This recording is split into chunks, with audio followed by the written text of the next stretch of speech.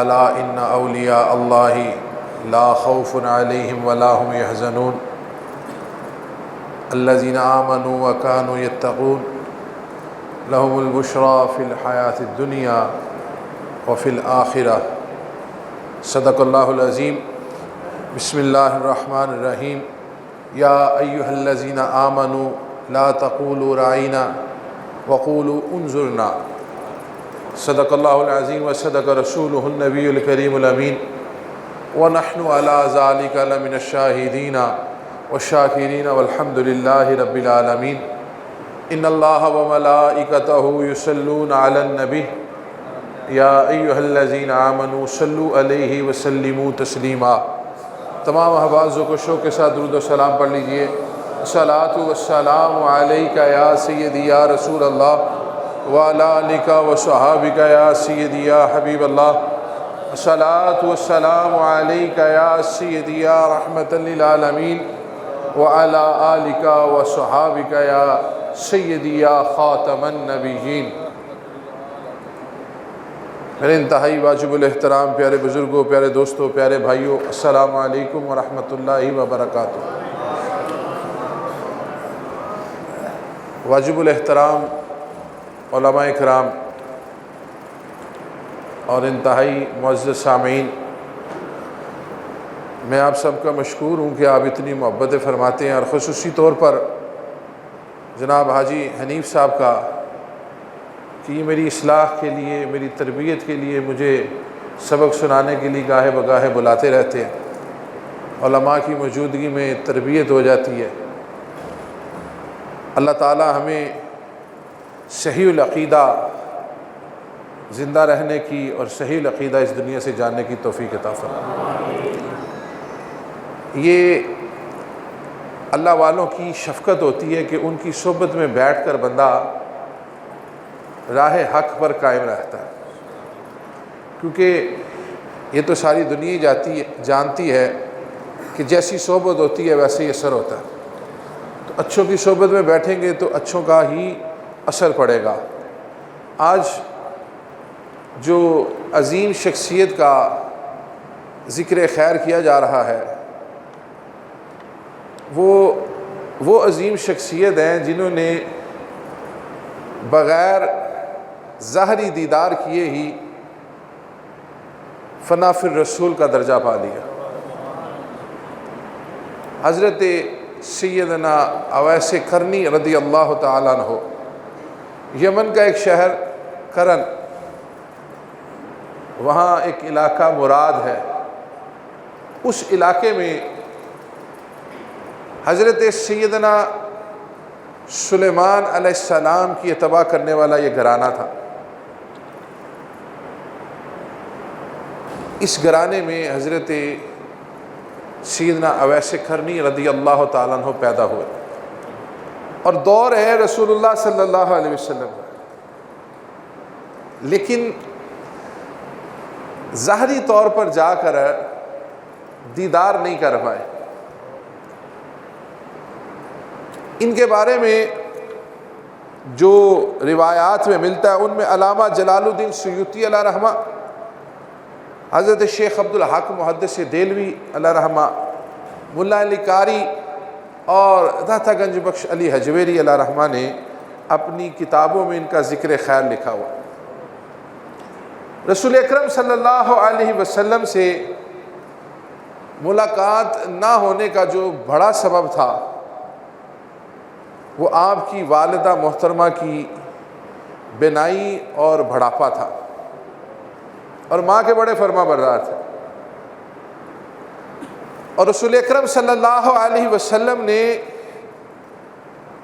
ان کے لیے یہ شفقت فرمائی کہ یہ پابندی نہیں لگائی ان پر کہ آپ کو آنا پڑے گا، بلکہ ان کی آسانی فرما دی، جس میں ایک روایت حضرت سیدہ عائشہ صدیقہ طیبہ طاہرہ محدثہ مفسرہ رضی اللہ عنہا سے مروی ہے کہ نبی اکرم صلی اللہ علیہ وسلم نے یہ اطلاع دی انہیں کہ ایک شخص آئے گا، بڑا نیک ہے، اس کی خوب مہمان نوازی کرنا، اس کو روکنا، اگر نہیں رکے گا تو جانے دینا، کیونکہ وہ ماں کی خدمت کرنے والا ہے اور اللہ کے ذکر میں مشغول رہنے والا ہے اور میری ذات کے ساتھ عشق کرنے والا ہے۔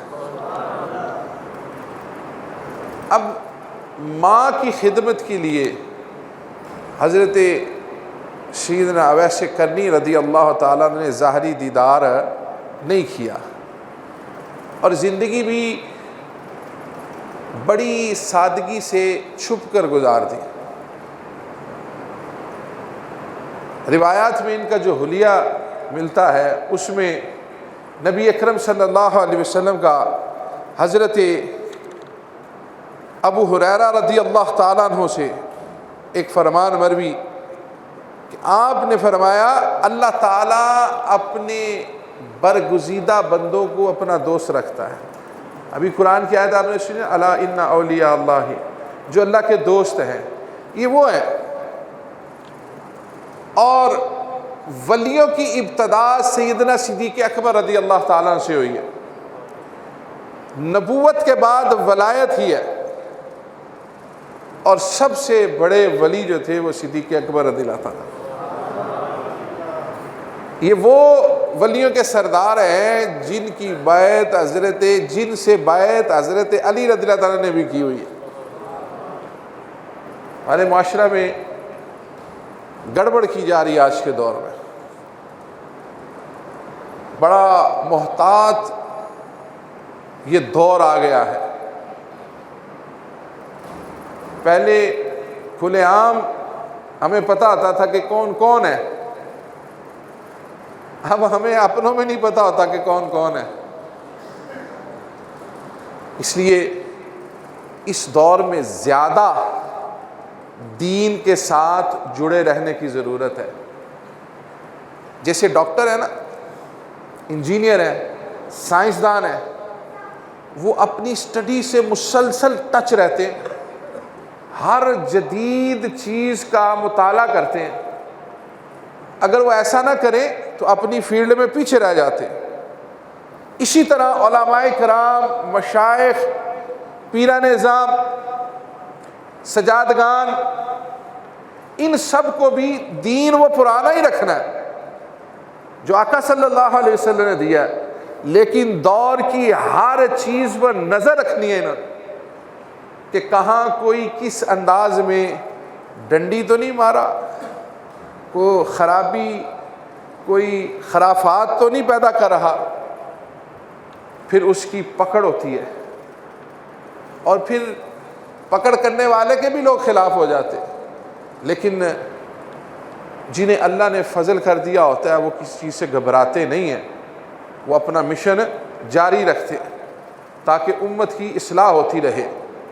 اور اللہ نے ان کو یہ خوشخبری دے دی اللہ اپنے دوستوں کو، ان کی اپنی زندگیاں بھی خوشخبری والی ہیں جو وہ زندہ رہ کے گزارتے ہیں، اور جب دنیا سے چلے جاتے ہیں تو وہ زندگی بھی خوشخبری والی ہوتی ہے۔ اب دیکھیں نا، 1400 سال گزر گئے اور حضرت اویس قرنی رضی اللہ تعالیٰ عنہ کی رسول اللہ صلی اللہ علیہ وسلم سے محبت اور زندگی کا تذکرہ آج بھی ہو رہا ہے۔ ابو جہل کا ہم ذکر کرتے ہیں تو ساتھ اس پر لعنت ڈالتے ہیں، وہ کہتے ہیں جی کافر، مردود، جہنمی، اور جب رسول اللہ صلی اللہ علیہ وسلم کے دوستوں کا ذکر کرتے ہیں تو کہتے ہیں رضی اللہ تعالیٰ، اللہ ان سے راضی ہے۔ کیوں راضی ہے؟ انہوں نے اپنی زندگیاں اپنے مقصد سے نہیں گزاری ہوئی، اپنی زندگی کو اللہ اور اللہ کے حبیب کے تابع کر دیا ہوتا ہے، پھر یہ مقام ملتے ہیں۔ نفس کو آزاد رکھنے سے ولایت نہیں ملتی، نفس کو قابو کرنے سے ولایت ملتی۔ جب اس نفس کو قابو کر لیا جس نے ہمیں دنیا کی طرف لے کر جانا ہے، اس کو سمجھا دیا، پھر دنیا میں رہتے ہوئے بھی دنیا کی لالچ کے بغیر رب کا قرب بھی مل جاتا ہے، رب کے حبیب کی محبت بھی مل جاتی ہے۔ حضرت اویس قرنی رضی اللہ تعالیٰ عنہ بڑے دبلے پتلے جسم کے مالک تھے، اور اس کی وجہ کیا تھی؟ اس کی وجہ یہ تھی کہ جتنی ان کو ضرورت ہوتی تھی اتنا رزق اپنے لیے رکھتے تھے، باقی سارا تقسیم کر رہے تھے۔ ہمیں تو دنیا کی لالچ ہے نا، ہم نے یہ بھی اکٹھا کرنا ہے، یہ بھی اکٹھا کرنا ہے، یہ بھی اکٹھا کرنا ہے۔ وہ جتنی ان کو ضرورت تھی اتنا استعمال کرتے تھے، باقی اللہ کی راہ میں خرچ کر دیا کرتے تھے، تقسیم کر دیتے۔ اور ذریعہ معاش ان کا کھجور اکٹھی کرنا اور زیادہ تر اونٹوں کو چرانا تھا۔ شتربان، اونٹ کو شتر کہتے ہیں، شتربانی جو کرتے تھے۔ اور جیسے ہم نے بہت سے بزرگوں کا یہ احوال سنا ہوا ہے، جس میں تابعی بزرگ حبیب بن سلیم رائی اللہ رحمہ کہ وہ اپنی بکریوں کو چرانے کے لیے چھوڑ دیتے تھے، خود نماز میں مشغول ہو جاتے تھے اور بیڑیا ان کی بکریوں کی حفاظت کیا کرتا تھا۔ تو یہ بھی اسی طرح ان کی زندگی گزری۔ جب یہ شتر اونٹ لے کر چرانے کے لیے جاتے تو وقت آ جاتا نماز کا، تو ان کو چرنے کے لیے چھوڑ دیتے، خود اللہ کی عبادت میں مصروف ہو۔ اور یہ بڑا اہم مسئلہ ہے، رزق حلال کے اندر اس کے حلال ہونے کے لیے یہ ضروری ہے کہ جب اللہ کی عبادت کا وقت آئے تو اس وقت سارے کام چھوڑ کر رب کی عبادت کی۔ ہم انتظار میں بیٹھے ہوتے ہیں دکان پہ، اچھا تھوڑی دیر کر کے پھر نماز پڑھتا ہوں، گاہک آ جائے گا۔ یاد رکھیں، یہ یقین اتنا پختہ کر لیں کہ جو رزق ہمارے نصیب کا ہے وہ ہماری مسجد میں گزرے ہوئے وقت کے دوران اللہ کہیں جانے نہیں دے گا۔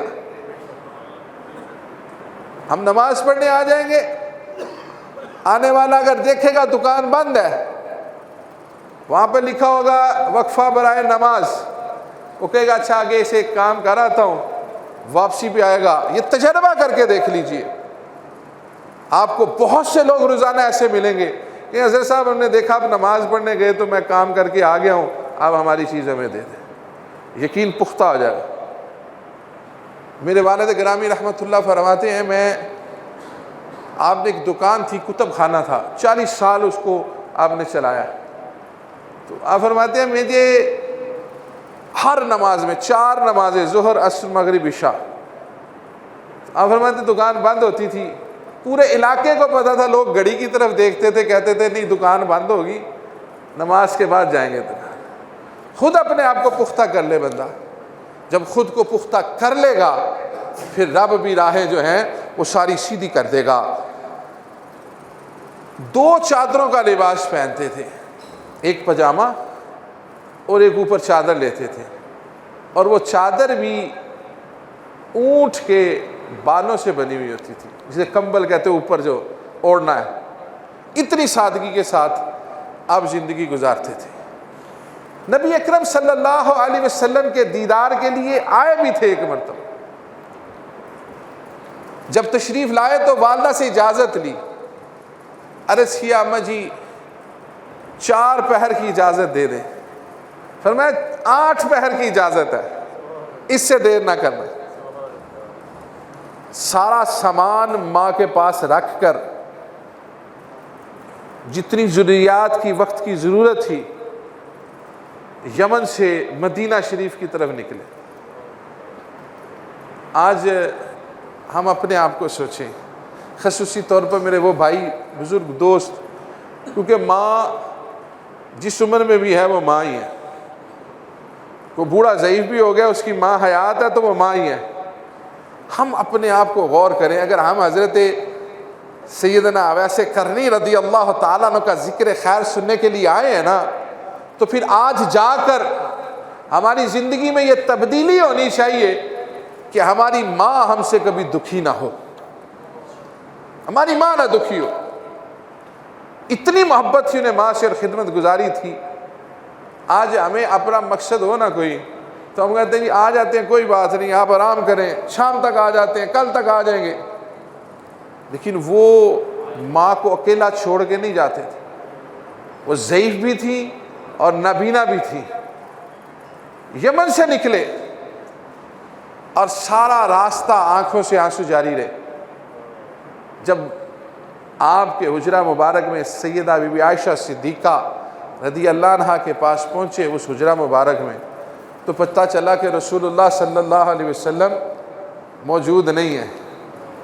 میں ویسے عرض کر رہا ہوں سمجھانے کے لیے کہ اتنی دور سے سفر بندے نے کیا ہو نا تو پھر 2 گھڑیاں زیادہ بھی لگا سکتا ہے، لیکن اللہ نے ایک ان کی لازوال محبت کی داستان دکھانی تھی دنیا کو۔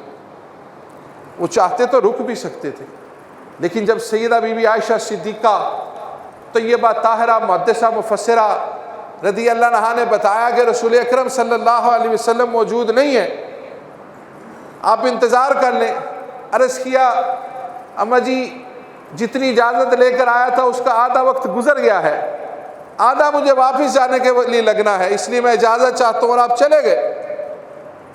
مختلف روایات ہیں، رسول اکرم صلی اللہ علیہ وسلم جب تشریف لائے آپ کو بتایا گیا تو آپ نے صحابہ کو دوڑایا کہ اس دیوانے کو ڈھونڈ کے لاؤ، لیکن وہ جس تیز رفتاری سے آئے تھے اسی تیزی سے واپس چلے گئے۔ ایک روایت میں یہ ذکر آتا ہے کہ نبی اکرم صلی اللہ علیہ وسلم جو گھر تشریف لائے تو داخل ہو کے فرمایا آج ایک نور چمک رہا ہے، کوئی آیا تھا؟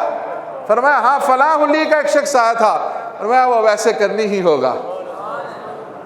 اور ایک روایت میں آتا ہے رسول کریم صلی اللہ علیہ وسلم ان سے ملاقات نہ ہونے پر آپ کی آنکھوں مبارک سے آنسو بھی جاری ہو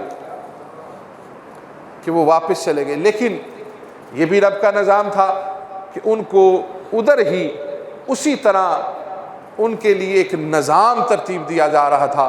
پھر رسول اکرم صلی اللہ علیہ وسلم نے صحابہ کو یہ بات ارشاد فرمائی اور ساتھ اپنا جبہ مبارک عطا فرمایا، کہا کہ کہیں سے جو قافلہ آئے گا اس میں ایک شخص ہوگا جسے برس کی بیماری ہوگی لیکن وہ درست ہو چکی ہوگی، مگر 1 درہم کے برابر اس کا نشان باقی ہوگا۔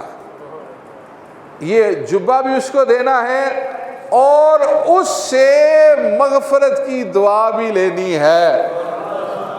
یہ مسلم شریف میں موجود ہے، دعائے مغفرت کروانا۔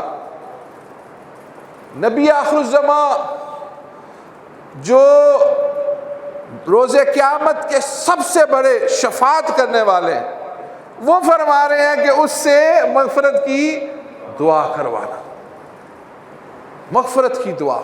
اور جب یہ ان کو مرض ہوا نا حضرت اویس قرنی رضی اللہ تعالیٰ عنہ کو، تو انہوں نے دعا کی کہ یا اللہ اس مرض کو ختم فرما دے، اور ساتھ یہ بھی دعا کی کہ یا اللہ اتنا نشان باقی رہے کہ جب بھی میں اسے دیکھوں تیری رحمت اور تیری شفقت مجھے یاد آتی رہے۔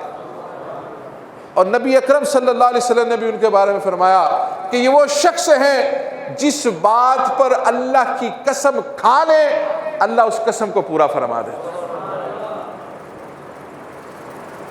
پھر حضرت ابو بکر صدیق رضی اللہ تعالیٰ عنہ کا دور آیا، صحابہ نے بڑا تلاش کیا انہیں، ایک قافلہ آیا حج کے لیے، تو حضرت عمر بن خطاب رضی اللہ تعالیٰ عنہ آپ زندگی ایسے گزارتے تھے کہ لوگ سمجھتے تھے کہ شاید یہ کوئی دیوانے ہیں، جبکہ روایات میں لکھا ہوا ہے کہ وقت کے غوث تھے، کتب تھے وقت کے، اور اپنے آپ کو ہمیشہ چھپا کر رکھتے تھے۔ نبی اکرم صلی اللہ علیہ وسلم کا ایک فرمان ہے کہ حضرت اویس قرنی رضی اللہ تعالیٰ عنہ کو معراج کی رات ایک تخت پر ایک کلب سلیم آپ نے دیکھا، اور میں جبرائیل امین علیہ السلام یہ کس کا کلب سلیم ہے؟ عرض کیا یا رسول اللہ صلی اللہ علیہ وسلم یہ حضرت اویس قرنی رضی اللہ تعالیٰ عنہ کا کلب سلیم ہے جنہوں نے آپ کے عشق میں اپنی زندگی گزار دی ہے، اور 70,000 فرشتے ان کے لیے قیامت کے روز ان کے حلیے میں آئیں گے۔ اور ان کی قبر کے بارے میں بھی روایت میں آتا ہے کہ 4 تو کنفرم باتیں ہیں۔ وہ کون کون سے مقام ہیں وہ میں آپ کو بتا دیتا ہوں۔ ایک مقام ہے زبید کی بندرگاہ، ایک غزنی، ایک بغداد اور ایک سندھ کا علاقہ پاکستان کا۔ یہ 4 مشہور ہیں، اور 7 کے بارے میں ذکر آتا ہے کہ ان کی یہاں پر خبر ہے۔ وہ کیوں ہے؟ رسول اکرم صلی اللہ علیہ وسلم فرماتے ہیں کہ قیامت کے روز ان کے لیے 50,000 فرشتے ان کے حلیے کے اللہ تعالیٰ پیدا فرمائے گا کہ انہوں نے دنیا میں پوشیدہ زندگی گزاری، سوائے رسول اللہ صلی اللہ علیہ وسلم کے ان کا حال کوئی جان نہ سکا، اس لیے قیامت کو بھی اللہ اسی انداز میں ان کو جنت میں داخل فرمائے گا۔ قبر کے لیے بھی ایسا ہی انداز رکھ دیا کہ پتہ ہی نہ چلے کہ ان کی اصل قبر کون سی ہے۔ نبی اکرم صلی اللہ علیہ وسلم ان کے لیے دعا کیا کرتے تھے، لوگ آتے تھے دعا کروانے کے لیے، رسول اکرم صلی اللہ علیہ وسلم ان کے لیے دعا کرتے تھے۔ حضرت عمر بن خطاب رضی اللہ تعالیٰ نے حج کے لیے جو قافلہ آیا ہوا تھا نا، اس کو پوچھا بھئی کہاں سے آئے ہو؟ انہوں نے کہا ہم یمن کے علاقہ کرن سے آئے ہیں۔ فرمایا وہاں پر اس حلیے کا کوئی شخص ہے؟ تو ایک شخص کہنے لگا ہاں وہ تو میرا چچا زاد ہے، وہ تو بڑی گمنامی کی زندگی گزارتا ہے، اس کو تو کوئی جانتا ہی نہیں ہے، وہ تو دیوانہ ہے۔ تو آپ رونے لگے۔ فرمایا جس کو تم دیوانہ کہہ رہے ہو اس کے لیے رسول اللہ صلی اللہ علیہ وسلم نے اپنا جبہ مبارک پیش کیا ہوا ہے۔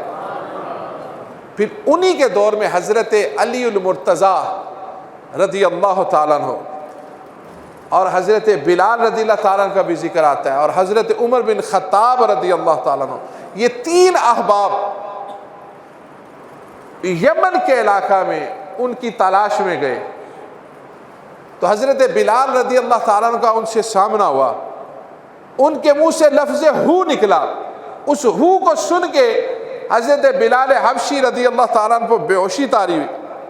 حضرت عمر بن خطاب رضی اللہ تعالیٰ کو پتہ چلا تو آپ ان کو لے کر حضرت علی رضی اللہ تعالیٰ کے پاس آئے۔ انہوں نے دم کیا، پھونک ماری، جیسے ہمارے بھی آج دم کرتے ہیں بزرگ، الحمد شریف پڑھتے ہیں پھونک مار دیتے ہیں جی، اور لوگ ایسے بھی کہتے ہیں جی یہ کیا کر رہے ہو؟ بھئی یہ اللہ کا کلام پڑھ کے تو اس کو پھونکا جا رہا ہے، یہ کسی مندر کے اندر نہیں ہو رہا، یہ قرآن سے پڑھ کے پھونکا جا رہا ہے۔ اور قرآن کو پڑھ کے دم کرنا، نبی اکرم صلی اللہ علیہ وسلم نے فرمایا سوائے موت کے سورۃ الفاتحہ شریف میں ہر مرض کے لیے شفا ہے، ہر مرض کے لیے۔ تو بچوں کو بھی دم کر لینا چاہیے، بلکہ گھر کا جو بزرگ ہے نا، جب بزرگ ہوتے ہیں ان کو تو صبح صبح اٹھ کے قرآن مجید کی تلاوت کرنی چاہیے، درود و سلام پڑھنا چاہیے، پھر ساری اولاد کو پھونک مار دینی چاہیے۔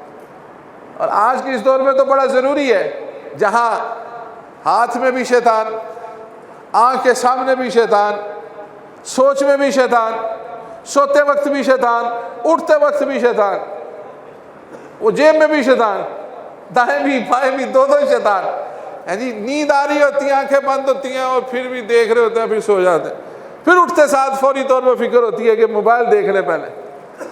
تو ایسے دور میں تو بزرگوں کو زیادہ ضرورت ہے اپنے بچوں کو دم کرنے کی، تاکہ ان کے دماغوں میں اللہ کے کلام کی پھونک پڑے تو اللہ ان کو راہ ہدایت عطا فرمائے۔ حضرت علی رضی اللہ تعالیٰ عنہ پھر ان کو لے کر نہ ان کی تلاش میں گئے، تو ایک جنگل میں حضرت اویس کرنی رضی اللہ تعالیٰ عنہ نماز ادا کر رہے تھے۔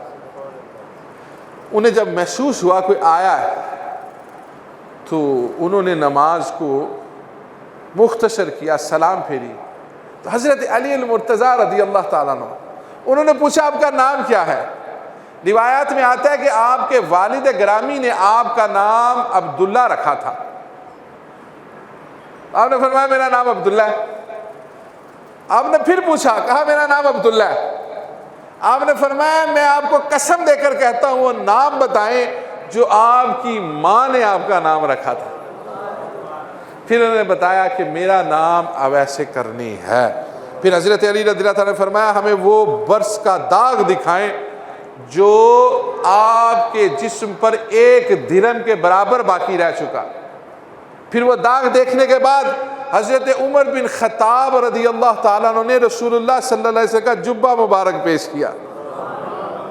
آپ نے اس کو چومنے کے بعد بلندی پر رکھا، اور حضرت عمر بن خطاب رضی اللہ تعالیٰ نے فرمایا کہ رسول اللہ صلی اللہ علیہ وسلم نے فرمایا تھا کہ آپ سے بخشش کی دعا کروائی جائے، آپ سے بخشش کی دعا کروائی جائے، تو وہ سجدہ میں چلے گئے، طویل سجدہ ہو گیا۔ تو حضرت عمر فاروق رضی اللہ تعالیٰ نے کہا کہ شاید ان کی روح نہ پرواز کر، ان کو ہلایا، اٹھ کر کہنے لگے اگر آپ تھوڑی دیر اور انتظار کرتے میں رسول اللہ صلی اللہ علیہ وسلم کی ساری امت کی بخشش کروا کے اٹھتا۔ اللہ اکبر، یا رسول اللہ صلی اللہ علیہ وسلم، زندہ آباد، زندہ آباد، زندہ آباد، شان اولیاء۔ یہ تو رسول اللہ صلی اللہ علیہ وسلم کے غلاموں کا حال ہے کہ وہ جب قسم کھا لیتے ہیں اللہ ان کی قسم کو پورا کر دیتا ہے، اور جب وہ اللہ سے بخشش مانگتے ہیں اور اگر مانگتے رہیں تو ساری امت کے لیے بخشش طلب کر لیتے ہیں۔ تو رسول اللہ صلی اللہ علیہ وسلم کا عالم کیا ہوگا؟ وہ تو بہت بڑا عالم ہے۔ ہم تو پتہ نہیں کس غفلت کی زندگی گزار رہے ہیں، ہمیں نہیں پتہ کہ ہمارے اس دور میں ہمارے لیے کیا بد نصیبی آ چکی ہے کہ ہمیں غافل سے غافل کر دیا جا رہا ہے۔ ابھی آپ کو میں نے ایک اور آیت بھی سنائی تھی، یا ایھا الذین آمنوا لا تقولوا راعینا وقولوا انظرنا۔ نبی اکرم صلی اللہ علیہ وسلم کے سامنے کچھ بدبخت کافر جو تھے وہ اس لفظ کو ٹیڑھا میرا کر کے بولتے تھے۔ اللہ نے کہا مجھے اپنے محبوب سے اتنی محبت ہے کہ تمہارے یہ الفاظ تم بولتے ہو درست بولتے ہو، ان الفاظ کو منافق کافر ٹیڑھا کر کے بولتے ہیں، آج کے بعد تم میں سے کوئی اس لفظ کو بولے گا ہی نہیں، جب بھی بولو گے یا رسول اللہ صلی اللہ علیہ وسلم نظر کرم فرما دیجئے۔ رب اتنا اپنے محبوب کی عزت کا خیال رکھتا ہے، اور ہم جس دور میں آئے ہوئے ہیں نا، اس دور میں ہمیں جو کچھ سامنا کرنا پڑ رہا ہے بڑا ہی خطرناک ہے۔ نبی اکرم صلی اللہ علیہ وسلم کی ذات مبارکہ کے بارے میں جو زبان درازیاں ہو رہی ہیں یہ کتنی تکلیف دہ ہیں۔ اگر صحابہ کا دور ہوتا تو یقین مانے ایک بھی شخص زندہ نہ رہتا، وہ لحاظ نہیں کرتے تھے۔ ہم پتہ نہیں کس لحاظ میں ایسے تباہی کے دانے کی طرف جا رہے ہیں، ایسے جا رہے ہیں، ہماری بارشیں بند، ہمارا رزق تنگ، ہماری معاشرے میں بیماریاں عام، یہ ہماری رسول اللہ صلی اللہ علیہ وسلم سے محبت کی دوری کی وجہ ہے کہ ہم ان مصیبتوں میں پھنستے جا رہے ہیں۔ ہم حفاظت نہیں کرتے ناموس رسالت۔ ہر بندہ اپنے دل میں یہ عہد کرے کہ میں اپنے لیول پر ضرور یہ عزت کی حفاظت کروں۔ دیکھیں آپ میں سے کوئی بھی یا میں بھی، ہم انڈیا میں جا کے ان بندوں کو مار نہیں سکتے، لیکن ہم انڈیا کو چھوڑ تو سکتے ہیں۔ چھوڑ سکتے ہیں کہ نہیں چھوڑ سکتے؟ کیسے؟ اپنے دل میں عہد کر لیجئے گا کہ کریں گے۔ ہمارے گھروں میں انڈیا کا چینل نہیں لگنا چاہیے۔ اگر ہم اپنے بچوں کو انڈیا کا چینل دیکھنے دیتے ہیں، اگر ہم اپنے آپ کو سامنے بٹھا کے انڈیا کا چینل دیکھتے ہیں تو ہم اپنی محبت مصطفیٰ کے دعوے میں بالکل جھوٹے ہیں۔ یہ کیا محبت ہوئی کہ میں دوپہر کو تو بڑے نعرے لگا کے آؤں ریلی میں کہ جی میری جان بھی قربان، ناموس رسالت پر میں سب کچھ قربان کر رہا ہوں، گھر آگے میں انڈیا کا چینل دیکھ رہا ہوں۔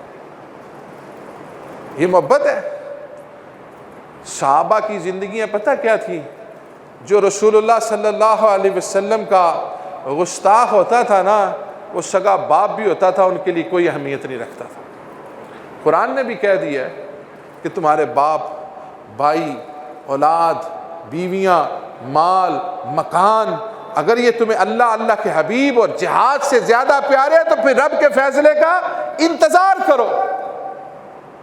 اور آج ہمیں ان تینوں چیزوں میں اللہ ماشاءاللہ ہم کہاں کھڑے ہیں؟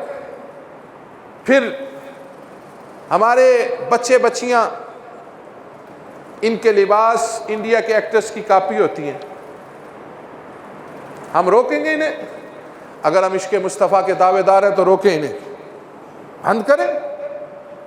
کل کو رسول اللہ صلی اللہ علیہ وسلم کی بارگاہ میں یہ تو کہہ سکیں گے یا رسول اللہ صلی اللہ علیہ وسلم اتنی طاقت نہیں تھی کہ وہاں جا سکتے، لیکن اپنے گھر میں رہ کر ہر اس چیز کو ختم کیا جس چیز کا تعلق گستاخوں کے ساتھ تھا۔ پھر یہ عہد کریں کہ ہماری گھروں کی ہر خوشی، وہ شادی ہو، وہ عقیقہ ہو، وہ منگنی ہو، وہ کوئی بھی ایونٹ ہو، سنت مصطفیٰ کی طرح ہوگا۔ شادیاں دیکھ لیں، مہندیاں، مایوں، ڈول کی، اس کے بعد پھر کیا کیا، اور اصل سنت طریقہ جو نکاح ہے اس کی فکر ہی کوئی نہیں کسی کو۔ وہ اینڈ ٹائم پہ شناختی کارڈ بھی ڈھونڈ رہے ہوتے ہیں کہ گواہی کس نے دینی ہے، فلاں کس نے کرنا ہے، وہ بید کتھے جے، اس کی فکر نہیں ہے۔ 1.5-2 لاکھ دے کر مووی کیمرے والوں کو ایڈوانس بکنگ کرواتے ہیں، باجے والوں کی ایڈوانس بکنگ کرواتے ہیں۔ جن بیٹیوں کو ساری زندگی کسی نے نہیں دیکھا ہوتا ان کو شو پیس بنا کر کیمرہ مینوں کے سامنے کھڑے کرتے۔ ناراض نہ ہوئیے گا میرے بھائی، میری کوشش ہے کہ میری بھی قبر سنور جائے اور میری ساتھ ساتھ آپ کی بھی سنور جائے۔ قبر میں ہمیں جواب دینا ہے، اللہ نے ہمیں حکم دیا وَأَنفُسِكُمْ وَأَهْلِكُمْ نَارًا، لیکن ہم نہ خود کو بچا رہے ہیں نہ اپنی اولاد کو بچا۔ ہم تقریریں تو بڑی کرتے ہیں، نعرے تو بڑے لگاتے ہیں، عمل نہیں کرتے۔ شادیوں پہ پابندی سے، سادگی سے۔ میں نے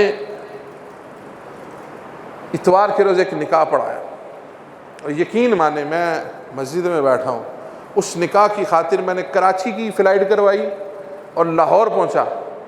مجھے کہتے 6 کو واپس جائیں گے، میں نے کہا نہیں، میں نے آج ہی جانا ہے۔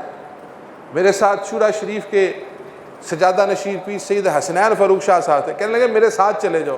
میں نے حضور معافی دے دیں، ایک بڑی اہم شادی ہے، امیر ترین شخص، اس نے اپنے بیٹے کا نکاح کیا ہے، یقین مانے دل راضی ہو گیا۔ کوئی عورت بے پردہ، عورت تو نظر ہی نہیں نہ آئی۔ میں نے ان سے پوچھا، میں کو بیبیاں بھی لے کے آئے ہو؟ کہتا جی وہ پہلے آئی تھی، خاموشی سے اندر چلی گئی۔ بندوں میں نکاح پڑھایا اور اتوار کو اس کے بیٹے کا ولیمہ ہے۔ میرے گھر سے سب نے جانا ہے۔ کیوں؟ اس نے کہا جی بڈیاں وکھری ہوں گی، بندے وکھرے ہوں گے، کوئی مووی نہیں بنے گی، کوئی گانا نہیں بجے گا، ویٹرس بھی عورتیں ہوں گی، سب کچھ سنت کے مطابق۔ امیر لوگ بھی کر لیتے ہیں، کیوں نہیں کر لیتے؟ اب دیکھیں نا، جس بچی کو 2 لاکھ روپیہ لے کر وہ سر سے لے کے، غصہ تو نہیں کریں گے آپ، سر سے لے کے پاؤں تک ہر پوز کی وہ تصویر اتار رہا ہے، مووی بنا رہا ہے، پھر 50 غیر مرد آ کے، منڈے کے یار آ کے وہ تمسخر کر کے جا رہے ہیں، پھر اس ماں سے غوث اعظم کے پیدا ہونے کی امید کر سکتے ہیں ہم؟ کسی اللہ کے ولی کے پیدا ہونے کی امید کر سکتے ہیں جس نے سارا دن نماز نہیں پڑھی اس لیے کہ میرا 1.5 لاکھ کا میک اپ نہ خراب ہو جائے؟ پھر لوگ سوال کرتے ہیں جی اس دور میں ولی اللہ کیوں نہیں پیدا ہوتے؟ اس لیے نہیں پیدا ہوتے کہ اس دور کی ماؤں نے دین سے دوری اختیار کی ہوئی ہے، شوہروں نے اپنی بیویوں پر پردے کی پابندی ختم کی ہوئی ہے، شوہروں نے غیر محرموں سے ملنے سے روکنا چھوڑا ہوا۔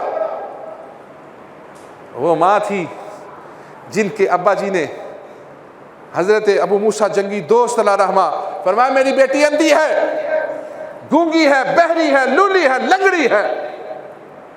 جب دیکھا تو ٹھیک تھی، کہا اندھی اس لیے ہے کہ اس آنکھ نے غیر محرم کو دیکھا نہیں ہے، اس کان نے کوئی غیر شرعی بات سنی نہیں ہے، اس زبان سے غلط بات نکلی نہیں ہے، اس ہاتھ سے غلط عمل ہوا نہیں ہے، اس پاؤں سے کسی غلط جگہ قدم پڑا نہیں ہے، اس لیے یہ اندھی گونگی بہری ہے۔ پھر اس ماں اور اس باپ کے ذریعے جو اللہ نے بیٹا پیدا کیا وہ غوث اعظم کہلایا۔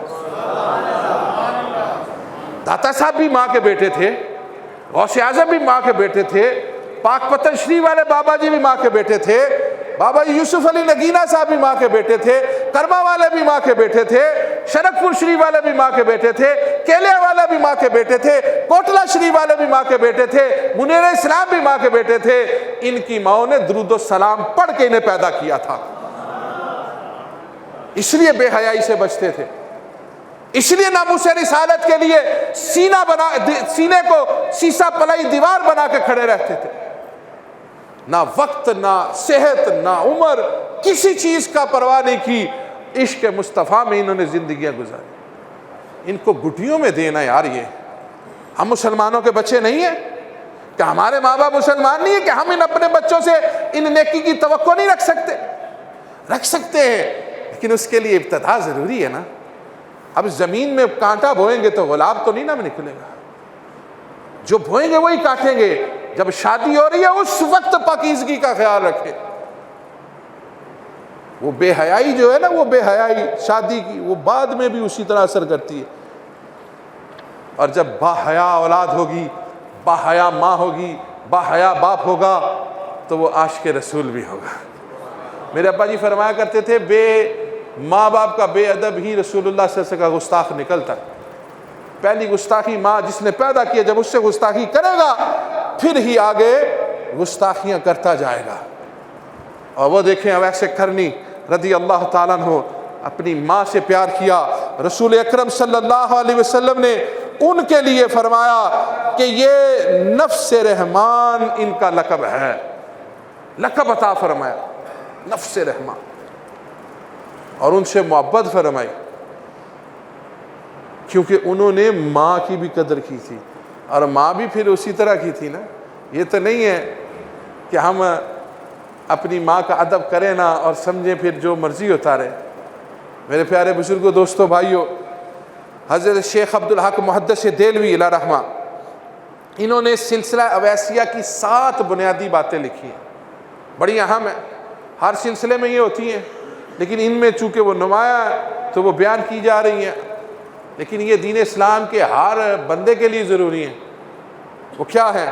فرماتے ہیں یاد الہی سے غافل نہ ہونا، اور اللہ کو ہر وقت حاضر و ناظر ماننا۔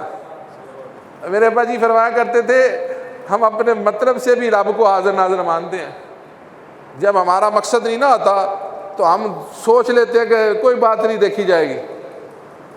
ہاں جی، اگر ہم رب کو حاضر ناظر مانیں جو وہ ہے، اگر ہم مانیں تو پھر رات کی تنہائی میں ہمارا موبائل بھی پاکیزہ رہے گا۔ بس یہ دیکھ لیں کہ ہم رات کو اکیلے میں بیٹھ کے دیکھ کیا رہے ہیں، اگر وہ پاکیزہ ہے تو بڑی وہاں تلوار بھی باہر نکل کے آئی۔ 27 غزوات میں حضور نے خود شرکت فرمائی، 27 غزوات۔ اور یہ جو غزوہ ہے جس کو غزوہ خندق کہتے ہیں، اس میں آقا کریم صلی اللہ تعالیٰ علیہ وسلم نے بنفس نفیس خندق کھودنے میں عملی اور پریکٹیکلی کام کیا۔ اور امام بخاری رحمۃ اللہ تعالیٰ علیہ بخاری شریف میں یہ حدیث لے کے آئے ہیں، فرماتی ہے کہ نبی صلی اللہ تعالیٰ علیہ وسلم، یہ حدیث شروع ہوتی ہے 4097، 98، 99، 4100 سے لے کے 4116 تک پورا امام بخاری نے 97 سے لے کے 116 تک باب باندھا ہے، باب غزوہ خندق، غزوہ خندق کا باب۔ اس میں انہوں نے لکھا کہ جہاں جس گروہ میں نبی صلی اللہ علیہ وسلم کی ڈیوٹی لگی تھی خندق کھودنے کی، آپ نے اتنے ٹوکرے وہاں سے مٹی کے اٹھائے کہ جب اس کو سر پہ رکھ کے وہاں سے لے کے چلتے تھے تو اس کے جو ذرات تھے وہ آپ کے جسم مبارک پہ پڑتے، اور جسم کی سفیدی ان کے اندر چھپ گئی ہوئی تھی کہ آپ کے سارے جسم مبارک کو مٹی نے ڈھانپا ہوا تھا، کوئی حصہ سفید آپ کا نظر ہی نہیں آ رہا تھا۔ کیا تھا کہ دشمن کے آنے سے پہلے کام کرنا، مٹی اندر سے نکال کے۔ تو خود حضور صلی اللہ تعالیٰ علیہ وسلم نے دن رات کام کی۔ اللہ اکبر۔ پھر حضور صلی اللہ علیہ وسلم جب دیکھتے کہ مجاہدین تھک گئے، تو اللہ کے حبیب صلی اللہ تعالیٰ علیہ وسلم ان کے جوش اور ولولے کو بڑھانے کے لیے یہ کہتے، آپ فرماتے کہ زندگی تو آخرت کی زندگی۔ یہ اشعار حضور صلی اللہ علیہ وسلم مجاہدین کے ایمان کو تازہ کرنے کے لیے پڑھتے کہ زندگی تو آخرت کی زندگی ہے، اور اللہ سے دعا کرتے یا اللہ مہاجرین اور انصار کی بخشش فرما کے جنت عطا فرما دو۔ یہ ادھر مشکل میں زندگی گزار رہے ہیں، کھانا بھی نہیں، دشمن بھی سامنے آنے والا ہے، اور سردی بھی خوب مقابلے کی اتری ہوئی۔ اس کا جواب سن کر صحابہ کرام کہتے کہ ہم نے اللہ کے حبیب صلی اللہ علیہ وسلم آپ کی بیعت کی ہے اس مسئلے کے اوپر کہ جب تک زندہ ہیں آپ کے ساتھ کھڑے رہیں، چاہے کچھ ہو جائے، چاہے کچھ ہو جائے، ہم آپ کے ساتھ کھڑے رہیں۔ بڑے بڑے قبیلوں کے سردار حضور صلی اللہ علیہ وسلم کے ساتھ کھڑے، حضرت سعد بن معاذ، حضرت عبد الرحمن بن عوف، سیدنا عمر بن خطاب، حضرت سیدنا ابو بکر صدیق، حضرت علی المرتضیٰ، حضرت حذیفہ بن یمان، جلیل القدر صحابہ جہاں مٹی اٹھا رہے ہیں اور تیاری ہو رہی ہے، اور نبی صلی اللہ تعالیٰ علیہ وسلم ان کو دعا کر رہے ہیں کہ یا اللہ یہ جو بندے لڑ رہے ہیں میرے ساتھ کھڑے ہیں، ان کی مغفرت فرما، ان کے لیے آسانی پیدا فرما۔ اور پھر جب خندق تیار ہوئی، ابو سفیان کا لشکر آیا، وہ ایک ادھر رہتا ہے جیلوں میں بے وقوف آدمی، وہ کہتا خالد بن ولید نے 86 جنگیں لڑی، کس کی کتنی جنگیں لڑی؟ 86، ایک بھی جنگ میں اس کو شکست نہیں ہوئی خالد بن ولید کو۔ ہاں یہ کہہ سکتے ہیں آپ کہ خالد جب اسلام کی طرف آئے پھر ان کو ایک جنگ میں بھی شکست نہیں ہوئی، یہ کہہ سکتے ہیں۔ احد میں بھی شکست ہو گئی، خالد بن ولید ادھر بھی تھے، خندق میں بھی تھے، مسلمانوں نے دم دبا کے بھگوا دیا، خالد بن ولید خندق کے میدان سے بھی بھاگ گئے۔ طاقت اس دن کام آئی جس دن اسلام قبول کر کے اسلام کی چادر کے نیچے آئے، اور عمر بن خطاب رضی اللہ تعالیٰ عنہ نے حقیقت کے آگے سے پردہ بالکل صاف کر دیا، فرمایا خالد یہ مت سمجھنا کہ تم جہاد میں جاتے ہو تو فتح ہو جاتی ہے، فرمایا اللہ اسلام کی وجہ سے فتح دیتا ہے، تیری وجہ سے نہیں دیتا۔ اگر یہاں میں ایک پاکستان کا اصول بتاؤں گا، یہاں کسی وزیر اعظم کو کوئی فوجی جنرل پسند آ جائے نیچے والا،